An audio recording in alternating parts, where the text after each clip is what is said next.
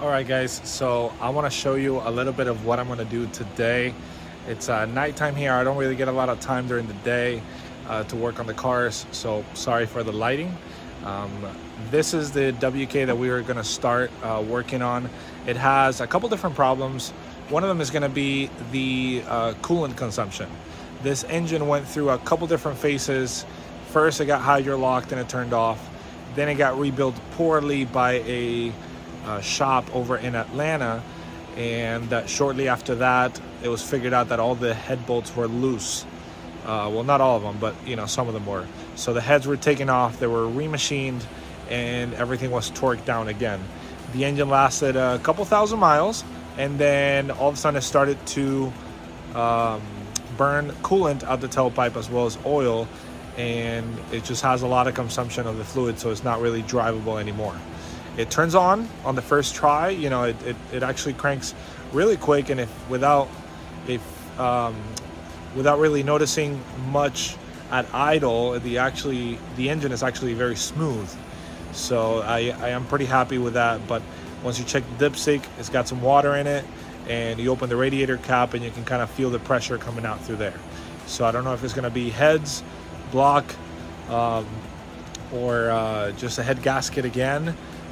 Or maybe the head is warped. These do have a steel block with aluminum heads, and it has gone through a couple different, people touched it, so that's kind of a nightmare issue sometimes, but it is what it is. I do have a spare engine over at the warehouse, but I want to see if I can maybe take these heads out. I am in a little bit of a time crunch.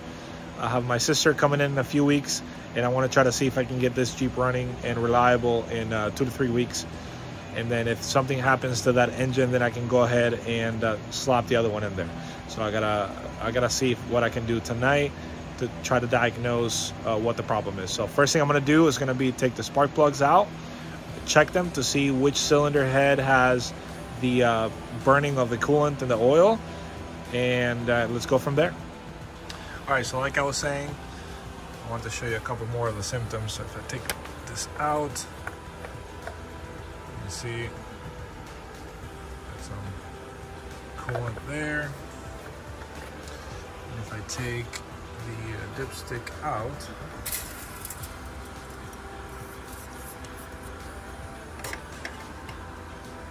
kind of hard to see,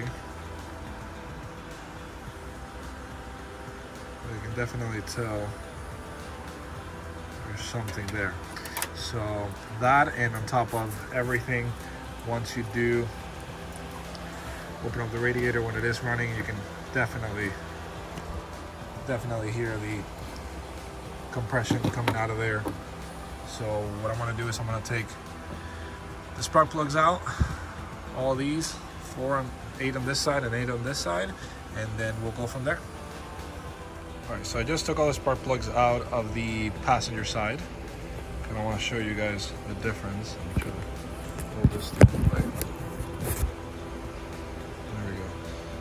You see, this would be the furthest up cylinder. And look how this one's just covered in oil.